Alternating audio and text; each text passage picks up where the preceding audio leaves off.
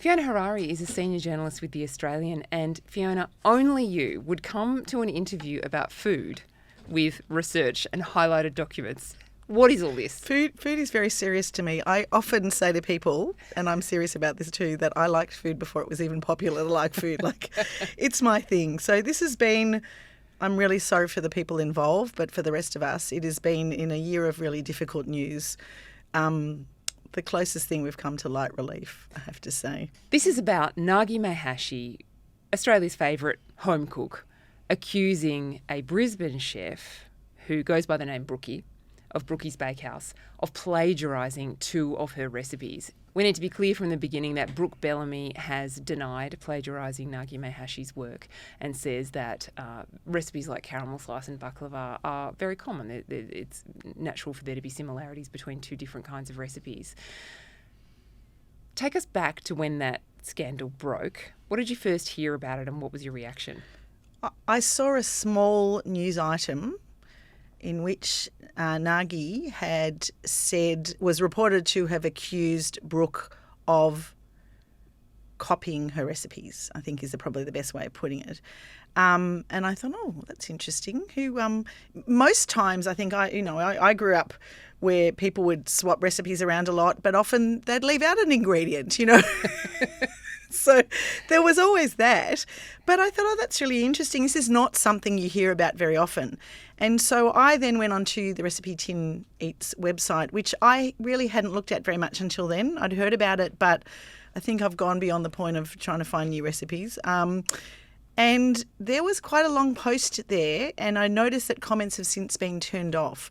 But there was a really long post in which Nagi took the 2 recipes, hers and Brooki's, one for caramel slice and one for baklava, and laid them out in terms of ingredients and then the instructions that followed. And there are really, when you look at it even now as we both are, seem to be some quite striking similarities. And I thought, well, I was quite interested. How similar are these recipes? Because we know that caramel slice has a lot fewer ingredients than, say, a baklava.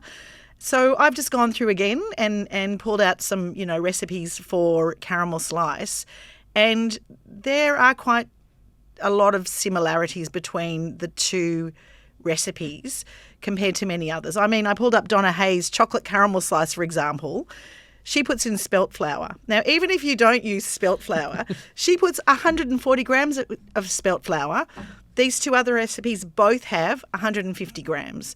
She puts in 40 grams of desiccated coconut. They both put in 45 grams of desiccated coconut. So there are not that many ingredients, but there seem to be a lot more similarities between these 2 than any others that I could see in the little flick through the internet that I did. The other similarity that I noticed and that Nagi Maehashi was pointing out was in the formatting and the wording of the instructions. So it's not just about the quantities and the method, it's about the way the paragraphs are formed. Yes, and also in terms of strips, the strips for of phyllo pastry for the baklava, for example, it's really hard to know where a recipe began, but I think we can mostly accept that there is a tradition that we don't know where any recipe began originally, but you do acknowledge where you have received it from someone else. I guess to publish a cookbook, it's unlike any other kind of book, and of course you've written several books yourself. You need to have a volume of recipes. I mean, I've got 5 recipes of my own that I love, that I make all the time, that I know off by heart and that I've adapted, but it's certainly not enough to fill a cookbook. Someone like Brooke comes along into the food world. She's a bit of an outsider. She started a bakery and it's become viral on social media. But I think it seems to me as though she wants to be in the main game of people who are acknowledged as influential Australian cooks. She wants her book on people's shelves, and it's also another source of revenue. She needs a lot of recipes for that. And so one of the possibilities here was that she was familiar with Nagi's recipe, that they'd both been influenced perhaps by the same source, and that it's just coincidental. Do you think that's possible?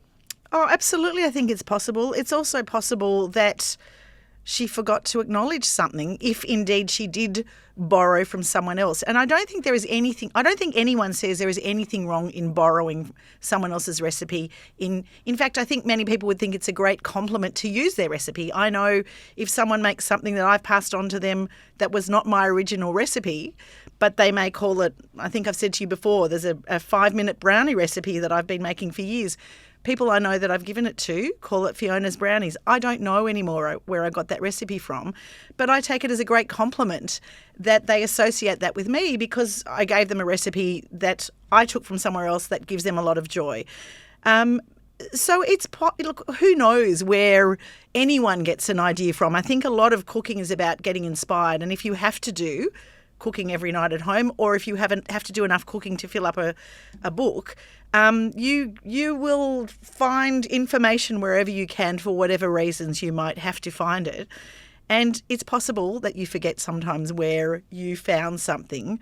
I think, though, the underlying rule for me is that if I was writing a recipe book, I think if I was passing on a recipe, I would just acknowledge where I'd got it from if I could remember it all. I've noticed so many acknowledgements in other cookbooks since this scandal blew up, and it did become the biggest thing in Australian literary drama since Helen Demendenko's literary fraud. Nigella Lawson is constantly acknowledging other chefs who've given her recipes. Yotam Ottolenghi does the same thing. They'll also acknowledge people who work for them or with them who have contributed valuable parts to a recipe. There's a very rich tradition in cooking publishing, isn't there, of acknowledgement? I agree. I saw just a few minutes ago, I saw online, I downloaded, for example, a recipe from a woman called Bonnie Jo Mannion. I have no idea who she is, but she has a recipe for autumn morning glory muffins. Now, I was doing this for research purposes.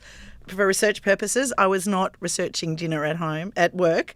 But Bonnie Jo Mannion's recipe for autumn morning glory muffins says that she obtained this recipe from, let me have a look here, I think it was the Victoria magazine. So she says, this is from my recently saved from the October 2018 edition of Victoria magazine. She also references the American the American cook Ina Garten, who also makes Morning Glory muffins, and whose recipe was in turn inspired by the muffins made at the Morning Glory Cafe on Nantucket. So within one recipe, there are basically 3 levels of acknowledgement. That might be a bit of an overkill, but it's clear that this woman has been inspired by one recipe, but also has picked up inspiration from other people who have in turn picked up inspiration from someone else. It can be a bit ridiculous, but I think the message is acknowledge as often as you can and really try not to forget. Have you ever had the experience of feeling as though your work has been stolen or plagiarised, or that someone's been influenced by your work without an acknowledgement? Yes. Same. There is a publication, and I won't name this publication, but I was so incensed. Look, there was a long tradition back in the probably late 80s, early 90s, where other papers would often take riff off your story.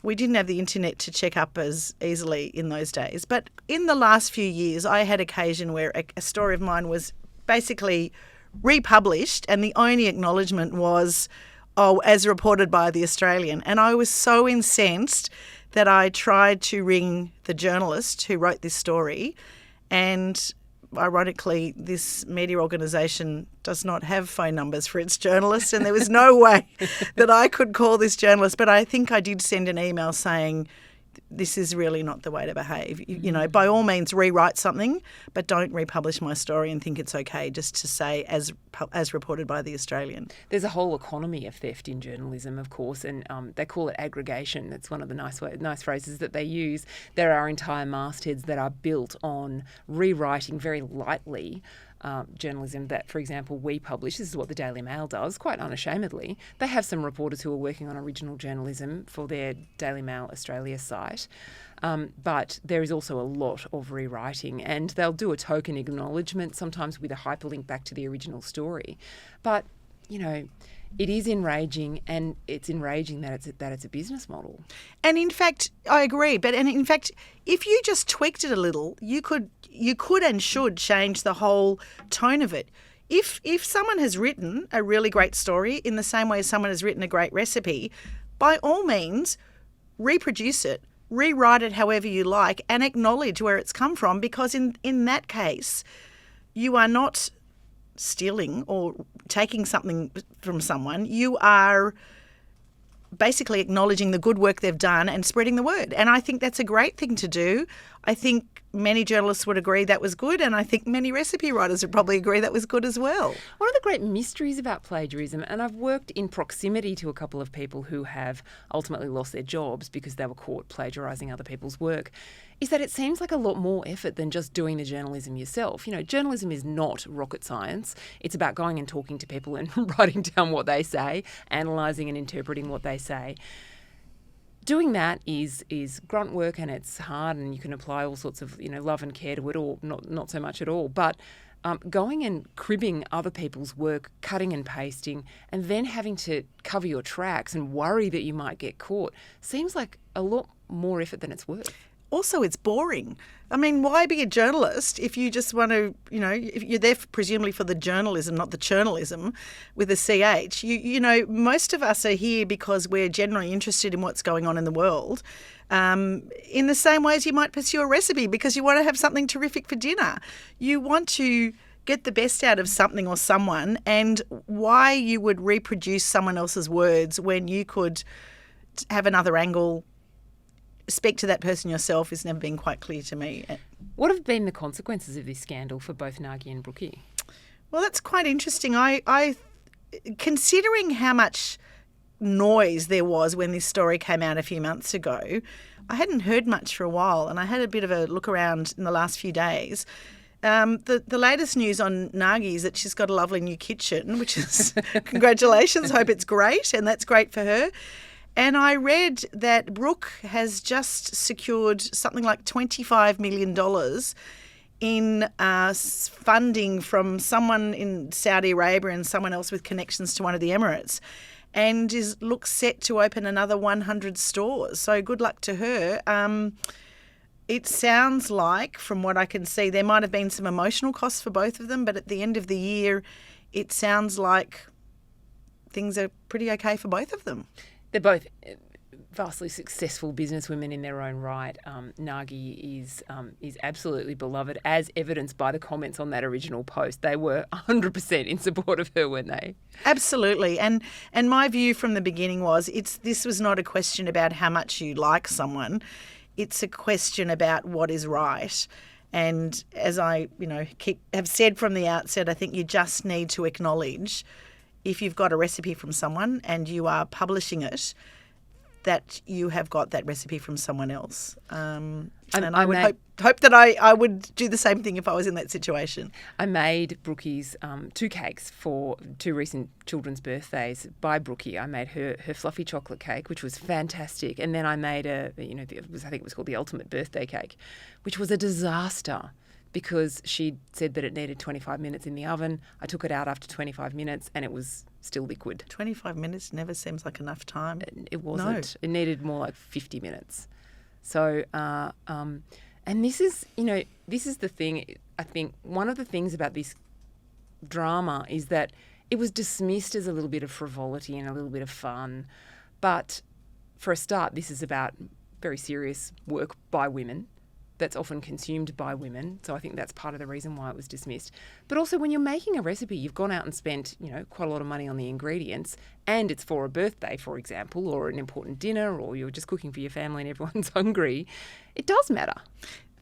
None of this is trivial. The 2 women who were involved in this case have both, and great accolades to both of them, are both incredibly successful in what they do. So they both have built big businesses up around them, which is terrific. It's about courtesy, and I think people can also dismiss that too easily in life. If it comes down to acknowledging someone, we all need to be courteous as much as possible. It's something that we're losing sight of these days. There is a bit of fun to this story, but I think it's I have to say, I was surprised from my reading of it to learn that there is no such thing as sort of copyright over recipes, that there aren't really, well, that there aren't, as I understand it, laws to protect you from having exclusive use of a recipe. So provenance is a really interesting question.